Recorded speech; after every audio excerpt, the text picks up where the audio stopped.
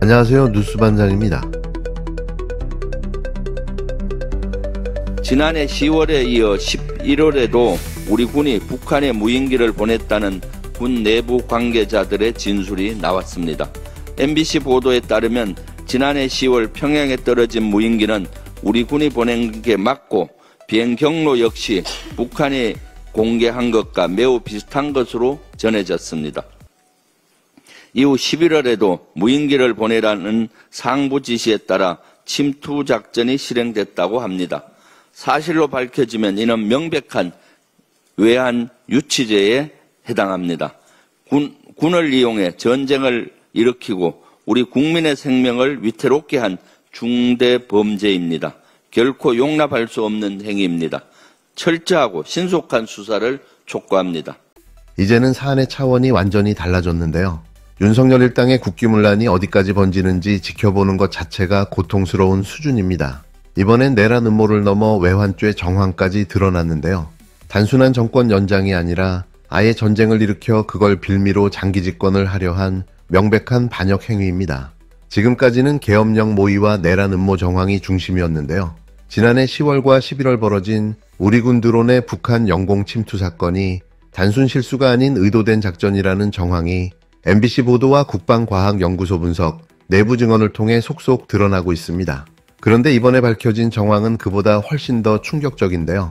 윤석열과 당시 국방부 장관이던 김용현이 북한이 드론을 포착했다는 소식을 듣고 기뻐했다는 사실입니다. 기뻐했다고요? 적국에 대응해 기뻐한 대통령과 국방부 장관이 존재했다는 사실, 이건 도저히 믿기조차 어려운데요. 말 그대로 비정상이며 위기를 조장해 정권 유지를 도모하려 한 의도된 반역입니다. 국민의 생명과 안전을 정권 유지 수단으로 전락시킨 권력 노름은 더 이상 정치의 문제가 아닌데요. 이는 명백한 범죄입니다. 이번 사안의 핵심은 바로 외환죄인데요. 외환이란 외부 세력과 연계하거나 그 반응을 유도해 국가의 존립을 위협하는 중대 범죄입니다. 윤석열 일당이 북한의 반응을 유도하고 이를 정치적으로 활용하려 했다는 정황은 단순한 계엄 명분 조작을 넘어서 국가를 적에게 팔아넘기려 한 행위와 다름없습니다. 내란도 중대한 범죄인데요. 외환은 그보다 한 단계 위의 범죄입니다. 내란은 내부를 흔드는 것이고 외환은 외부와 결탁해 국가를 공격하는 거죠. 노상권 전 정보사령관의 수첩에 적힌 북한의 공격을 유도한다는 문구는 전율할 정도로 충격적인데요. 단순한 표현이 아닌 적국과의 긴장을 의도적으로 고조시키려 한 외환 행위의 증거입니다. 이게 실수였을까요? 이게 우연이었을까요? 전혀 아닙니다. 이건 치밀하게 설계된 공작 정치인데요. 형법 제92조를 보면 외환죄는 사형 또는 무기징역에 처할 수 있습니다. 사형이 가능한 범죄가 몇이나 되겠습니까? 그만큼 외환죄는 국가를 배신한 자에 대한 최고 수준의 단죄를 의미합니다. 윤석열이 북한 반응에 기뻐했다는 사실 하나로 모든 상황이 뒤바뀌었는데요. 대통령이라는 자리에 있던 사람이 국민을 지킨 게 아니라 국민을 속이고 위기로 몰아넣은 반역의 실체가 명확히 드러난 겁니다. 외환죄는 그 무게부터 다릅니다. 이 죄는 사형까지 각오해야 할 만큼의 극악무도한 범죄입니다. 진실이 밝혀지고 있는 지금 반드시 끝을 봐야 합니다. 정말 신기한 게 평양 상공, 그것도 320m 상공에서 한 10바퀴 이상을 뱅글뱅글 돌게 만들어는 그런 비행 경로를 입력했더라고요. 이미 이렇게 딱 봤을 때 제발 들켜달라 이거 외에는 없는 거. 이게 나라냐 싶은 상황이 또 벌어졌는데요. 30조 넘는 추경 심사를 앞두고 국힘당이 집단 퇴장하는 사태가 벌어졌습니다. 퇴장 이유가 어이가 없는데요. 일정이 일방적이라는 황당한 주장을 하며 회의장을 박차고 나간 겁니다. 국민은 당장 생계비가 없어서 벼랑 끝에 내몰려 있는데요. 국힘당은 자신들의 기득권을 뺏겼다고 삐져서 도망치고 있는 겁니다.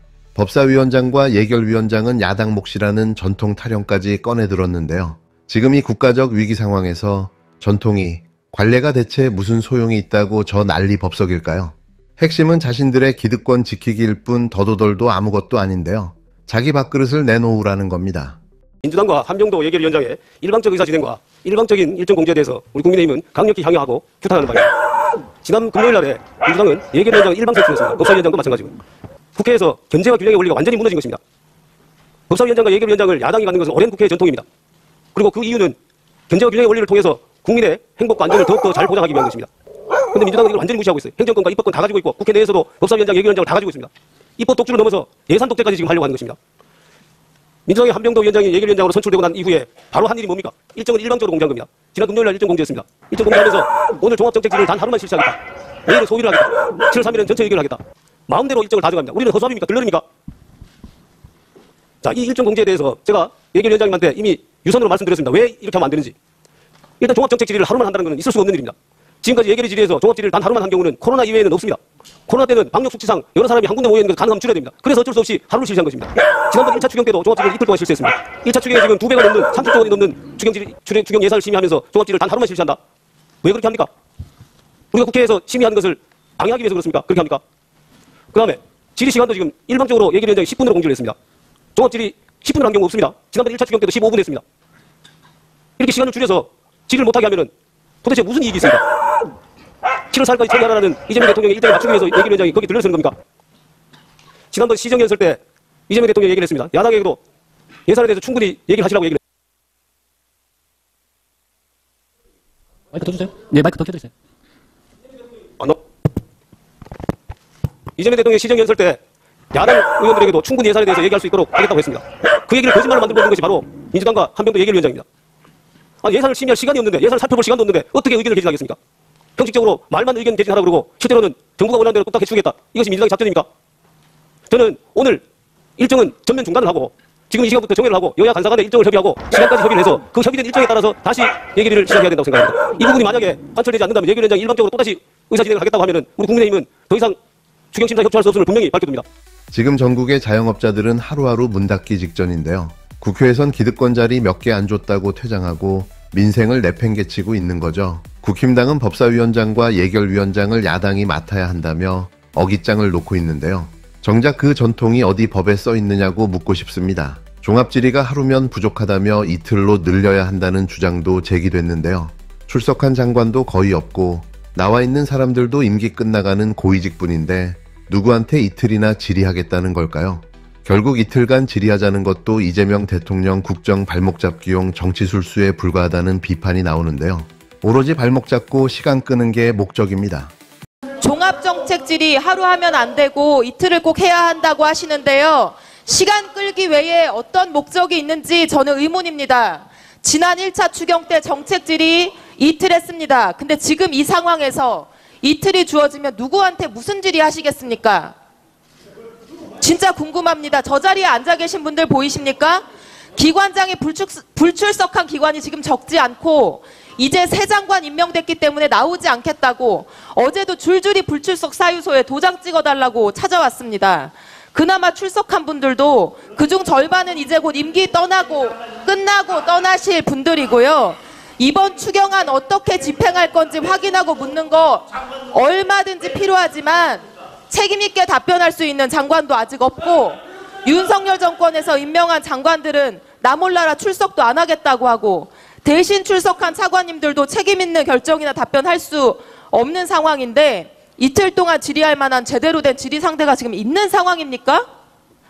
지금 민생이 벼랑 끝이라서 정권 바뀌고 장관도 임명되지 못한 상태에서 추경하는 특수 상황 아닙니까? 민생 이렇게 망친 게 도대체 누군데 이렇게 적반하장하는 태도를 보이는 겁니까? 이런 상황에서 정부에 대한 정책 질의 이틀이나 하는 게 무슨 의미가 있다는 것인지 아니면 정말 질의가 아니라 그냥 새 정부의 추경안이 못마땅해서 시간이나 더 끌어서 방해하겠다는 것이 아닌지 저는 정말로 궁금합니다. 그리고 이렇게 시간을 끌면 그 피해는 고스란히 국민들에게 갑니다. 어제도 저희 지역에 식당 사장님 한 분이 다가오셔서 소비 쿠폰 언제 지급되냐고 물으셨습니다. 몇 달째 손님이 없어서 근근히 버티고 있는데 그것만 기다리고 있다고 합니다. 아마 비수도권은 더 심각할 겁니다. 그분께 제가 말씀드렸습니다. 어떻게든 이번 주 안에 반드시 국회 통과시켜서 오래 기다리시지 않게 해드리겠다고 했습니다. 국민의힘 의원님들도 지금 퇴장을 하셨지만 부디 협조해 주십시오. 의원님들 지역구에도 정부의 조치를 몇 년이나 목 빠지게 기다리고 지금 폐업을 앞두고 있는 소상공인들 자영업자 계시지 않습니까? 부탁드립니다. 이상입니다. 이번 추경에는 전 국민에게 최대 50만 원까지 지급되는 민생회복지원금이 포함되어 있는데요. 하루라도 빨리 국회를 통과해야 여름 휴가철 전에 지급이 가능합니다. 그런데 국힘당이 정치 싸움으로 시간을 끌면 끌수록 피해는 고스란히 국민들에게 돌아가게 될 텐데요. 알면서도 민생을 볼모잡아 인질극을 벌이고 있는 거죠. 야당이면 감시와 견제를 해야 하는 게 맞는데요. 지금 국힘당이 하는 행태는 감시가 아니라 목리고 협상이 아니라 인질극입니다. 정치가 민생을 위한 것이라면 이런 식의 퇴장과 발목 잡기는 책임 정치가 아니라 무책임한 생떼인데요. 이 긴급한 국가위기 상황에서도 오로지 자신들의 밥그릇 타령만 하고 있는 거죠. 민생을 챙기려는 예산 논의가 진행되고 있는데요. 국힘당은 우리는 들러리냐라며 오히려 책임 회피에만 골몰하고 있는데요. 지금 상황은 국회가 정쟁장이 아니라 응급실인 거죠. 그런데 의사들이 수술 순서가 마음에 안 든다며 수술실 밖으로 뛰쳐나간 꼴인데요. 정말 제정신이 아닌 겁니다. 이런 행동은 국민 앞에 나서야 할 국회의원들의 자세가 아닌데요. 국힘당이 계속 이런 식으로 국민 지갑을 발로 밟고 민생을 발목 잡는다면 그 정치 생명은 더 이상 연명하지 못할 거라 경고합니다. 어차피 위원정당으로 해산돼 사라질 정당이 그 명을 재촉하고 있는 건데요. 이미 이 당은 진작에 해산되었어야 할 정당입니다. 특검을 통해 자연스럽게 내란 공모 정황이 드러나게 될 텐데요. 하지만 더 기다려줄 수 없는 상태까지 온 겁니다. 정치는 장난이 아닌데요. 국민은 바보가 절대 아닙니다. 이 모든 장면을 국민은 지켜보고 있고 반드시 심판당하게 될 텐데요. 이러니 정당 지지율이 20%도 안 나오는 거죠. 이제는 진짜 역사 속으로 사라질 일만 남았습니다. 내란 정당이 민생을 볼모로 국정을 발목 잡는다고요? 미친 거죠. 미쳤습니다. 내란으로 민생 경제를 망친 국민의힘이 아무런 반성도 없이 총리 인준, 민생 추경을 가로막고 있습니다. 본청에서 논송 중인 나경원 의원은 계엄 당일 내란 수계 윤석열과 통화했고 윤석열 체포를 앞장서 반대한 분입니다. 지금은 국무총리 인준을 볼모로 해서 법사위원장 자리를 내놓으라고 생떼를 쓰고 있습니다. 개업 입법을 통한 내란 청산을 어떻게든 막아보려는 것이며 이재명 정부의 국정을 발목 잡으려는 의도로밖에 보이지 않습니다. 국민의힘은 총리 인사청문회를 파행시키더니 오늘 자체 청문회를 연다고 합니다. 윤석열의 내란 정당화 선동에 버금가는 거짓 선동, 정치쇼입니다. 국민의힘은 민생 추경을 졸속 추경이라고 억지를 부리면서 반대를 위한 반대만 하고 있습니다. 추경을 하면서 대안을 내놓으십시오. 이재명 정부 출범 이후 민생경제 회복과 민생 추경에 대한 국민과 대내외의 기대감에 찬물을 끼얹고 있습니다. 명백한 반국민 반민생 행위입니다. 국민의힘은 무슨 미련이 남았는지 윤석열 탄핵 반대 당론을 아직까지도 고수하고 있습니다. 계속 고수하실 것입니까? 급기야 친윤 내란 옹호 세력이 다시 당권을 장악하려고 합니다. 국민의힘이 이렇다 보니 내란 수계 윤석열이 특검을 무시하고 마지막까지 발악하는 거 아닙니까? 민주당은 더 이상 기다리지도 좌시하지도 않겠습니다.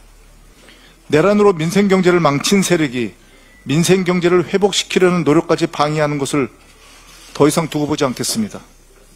민주당은 오늘 이 시간부로 민생 방해 세력과의 전면전, 민생 전면전을 선언합니다. 내란 세력 척결과 민생 경제 회복을 위해 더욱 속도감 있게 행동에 나서겠습니다. 내란 동조, 민생 방해 세력과의 원칙 없는 협상과 타협은 하지 않겠습니다. 반성은 없고 방해만 한 세력에게 민생 경제 회복에 쓸 시간과 에너지를 조금 더 낭비하지 않겠습니다. 민주당은 6월 국회 안에 민생 추경, 총리 인준, 민생 개혁 법안을 신속하게 처리해서 민생 경제 회복의 전환점을 만들어내겠습니다. 이재명 정부와 민주당은 국민과의 약속을 지키겠습니다. 내란 종식과 민생 경제 회복 반드시 해내겠습니다.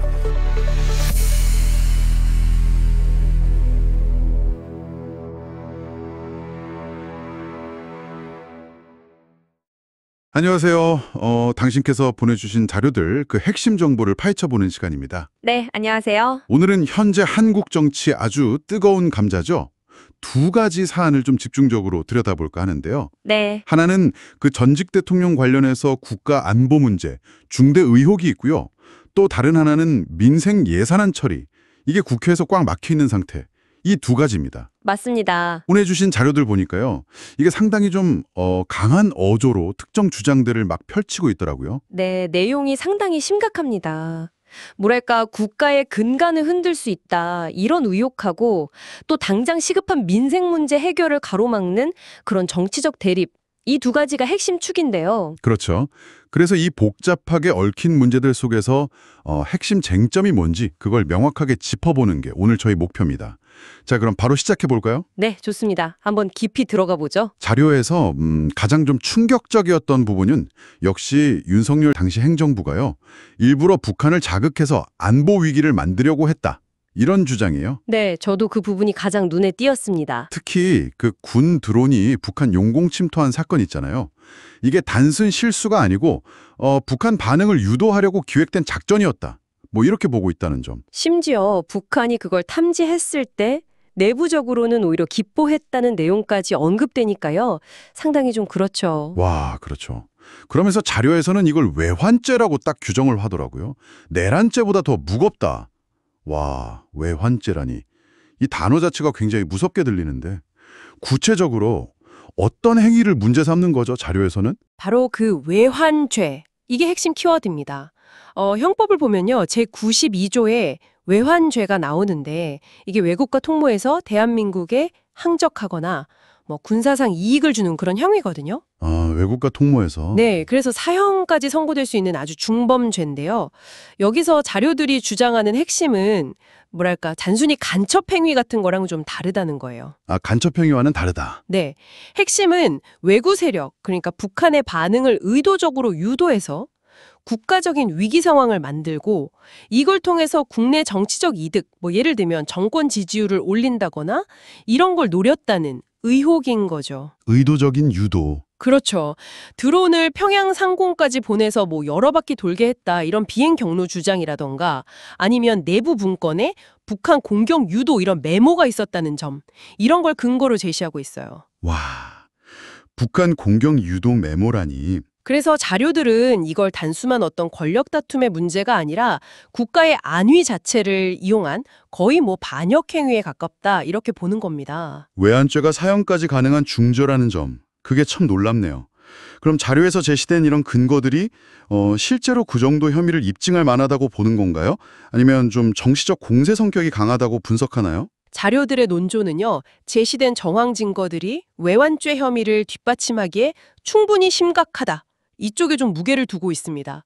물론 이게 뭐 최종적인 법적 판단은 아니겠습니다만. 그렇죠. 아직 판단은 아니죠. 네. 하지만 단순한 정치 공방을 넘어서는 어떤 국가적 범죄 행위의 가능성을 매우 심각하게 제기하고 있는 거죠. 네, 정말 심각한 의혹입니다. 자, 이런 안보 문제와는 또 다른 차원에서 국회 내부 갈등 문제, 이것도 자료에서 중요하게 다루고 있죠. 네, 맞습니다. 바로 그 30조 원 넘는 추경안, 그러니까 추가 경정 예산안 심사를 둘러싼 파행 문제 말입니다. 이게 민생 안정을 위한 예산인데. 그렇죠. 이 자료들을 보면 국민의힘 쪽에서는 민주당이 법사위원장, 예결위원장 이 주요 자리를 다 가져가면서 일방적으로 의사일정을 운영한다. 여기에 이제 강하게 반발하면서 상임위에서 집단 퇴장했다. 뭐 이런 상황을 전하고 있고요. 네, 퇴장했죠. 그러면서 이게 오랜 국회 관행 그리고 견제와 균형 원리를 무너뜨린 거다. 이렇게 주장하면서 종합정책 질의도 최소 이틀은 보장해야 한다. 이렇게 요구하고 있다는 거고요. 이틀은 해야 한다. 반면에 또 민주당 측 입장을 담은 자료들을 보면 이런 국민의힘의 행동은 소상공인 지원금 같은 시급한 민생 문제 해결을 발목 잡는 거다.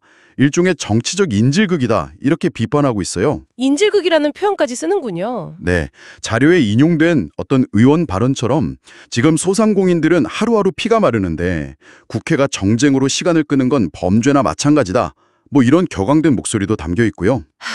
정말 심정이 이해가 가네요. 또 책임 있는 답변을 할 장관 일부가 공석인 상황에서 이틀 질의는 좀 실효성이 떨어진다. 시간 끌기 아니냐. 이런 주장도 있고요. 더 나아가서는 일부 자료에서는 이 갈등 배경에 혹시 나경원 의원 총리 인준 문제라든가 이걸 연계해서 이전 정권 관련 사안을 좀 방어하려는 그런 정치적 계산이 깔린 거 아니냐, 이런 분석까지 제시하고 있습니다. 절차, 관행, 견제 이걸 주장하고 다른 한쪽은 민생의 시급성 그리고 상대방의 정치적 의도 이걸 문제 삼으면서 아주 팽팽하게 맞서고 있는 그런 상황이군요. 그렇습니다. 오늘 살펴본 자료들이 정말 한국 정치의 어떤 첨예한 대립 양상을 아주 극명하게 보여주고 있어요. 한편에서는 전직 대통령을 향해서 국가 안보를 정권 유지에 이용하려 했다, 이런 외환죄라는 엄청난 의혹이 제기되고 있고, 네, 정말 무거운 의혹이죠. 다른 한편에서는 당장 국민들 삶에 영향을 미치는 예산안 처리가 이런 정치적 갈등 때문에 그냥 멈춰서 있는 상황이고요. 네. 이 두 사안 모두에서 자료들이 공통적으로 지적하는 건 어쩌면 정치 권력이 국가 안보나 국민의 삶 같은 본질적 가치보다 우선시 될 수도 있다는 그런 비판적인 시각입니다. 네, 그 점이 참 씁쓸하네요. 다만 우리가 기억해야 할 점은 이 자료들이 각각 특정 입장을 좀 강하게 반영하고 있다는 사실입니다. 네, 맞습니다. 편향될 수 있다는 점은 염두에 둬야겠죠. 전직 대통령에 대한 외환죄라는 심각한 혐의 제기, 그리고 민생 예산을 둘러싼 국표의 극한 대치. 오늘 저희가 당신의 자료들을 통해 깊이 들여다본 내용입니다. 여기서 당신께 한 가지 질문을 던지면서 좀 마무리하고 싶은데요. 네, 어떤 질문이신가요? 자료들이 보여주듯이 이렇게 심각한 국가적 의혹과 또 시급한 민생 문제가 정말 첨예한 정치적 공방의 대상이 될 때 이 교착 상태를 넘어서서 사회적 신뢰를 다시 회복하려면 우리 사회는 어떤 과정을 거쳐야 할까요? 그러니까 진실규명과 합의를 위해서 어떤 종류의 증거나 대화 혹은 제도적 장치 같은 것들이 필요하다고 생각하시나요?